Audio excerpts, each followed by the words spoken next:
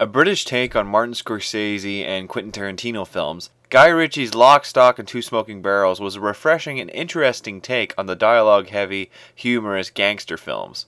My name is Jeremy, and I host Listening to the Movies on 101.7 Civil Radio.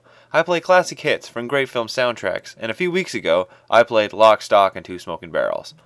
Lock, Stock is about four friends who have compiled over $100,000 together to give to their friend to play in a high-stakes poker game. Despite his amazing skills with cards, he can't count on Harry the Hatchet, the antagonist of the film, cheating in the game.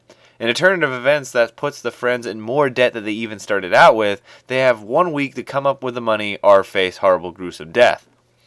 A lot of up-and-coming performances were in this film, and a lot of staple Guy Ritchie trademarks are also in it. This was the first performance ever from actors like Jason Statham and Vinnie Jones. How these two got into the film, I'm not very sure, but it definitely was an interesting decision, despite the fact that one of them was a diver and the other was a disgruntled soccer player.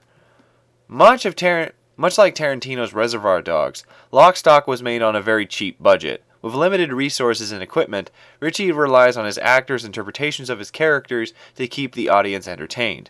The script is brilliant, with a bunch of jokes and insults that come just straight off the screen.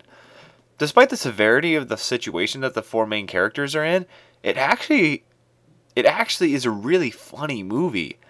Not even much for its violence or its crude jokes, but just for how the situations are handled and how they turn out. Lock, Stock, and Short is about twists and turns of unexpected circumstances.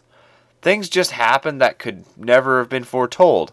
It definitely has that only could have happened in a movie kind of feel, but it still is hilarious. The fact that the four guys in debt decide to steal a drug and cash robbery job from the drug dealers who live next door to them, and then unwittingly try to sell it back to the gangster who was in charge of the growers that were robbed in the first place, is a stroke of hilarity. My favorite character in the film was Barry the Baptist. I thought that Lenny McLean was a great choice for the role. Just his pronunciation is a great thing to listen to. His Cockney accent is hilarious. Just check out this scene where Harry the Hatchet asks Barry, his second in command, about the kid's poker skills. There's a bit of language in it, but it's still hilarious. You got it all? 100 grand. Well, if you got it, you got it.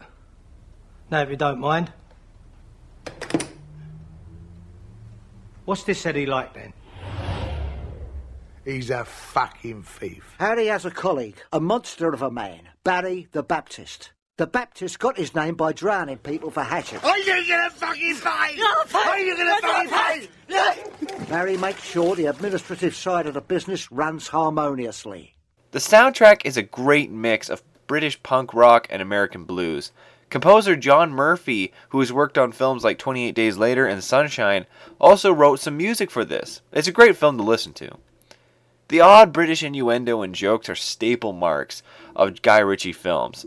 Along with a list of reoccurring actors, Ritchie has a certain niche in the business. While Snatch and Rock and Roller were decent films, they are very, very similar to Lock, Stock. Sometimes directors can make films that are similar to their previous work, and other times it just can be the same movie, just with a different list of characters. If you want to listen to the recording of the show, click the first link in the description. If you want to know what I'm going to play next, click the second link for the Facebook page.